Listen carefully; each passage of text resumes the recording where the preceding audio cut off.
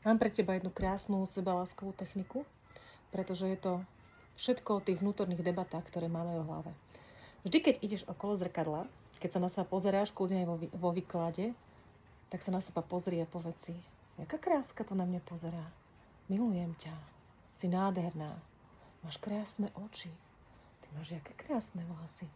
Rozprávaj sa sama so sebou tak, že sa miluješ. Pretože keď si neustále sama sebe hovoríš, Bože, ja som taká sprostá, Bože, len mne sa nedarí, kokos, ja som taká tučná, prečo to iba ja som taká blbá, ja na to nemám talent, mne sa to nedarí, ja nie som tá vyvolená, tak to sú všetko zámery, ktoré si vlastne hádžeš do sveta. Otoč ich a keď zmeníš ten mindset, keď zmeníš tie svoje vnútorné debaty, tak sa ti začne meniť aj ten vonkajší svet.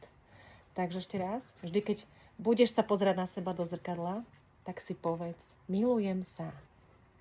Som Mata Hata, pracujem s vedomou tvorbou reality a väčšina tých vecí začína v tých vnútorných debatách v našej hlave.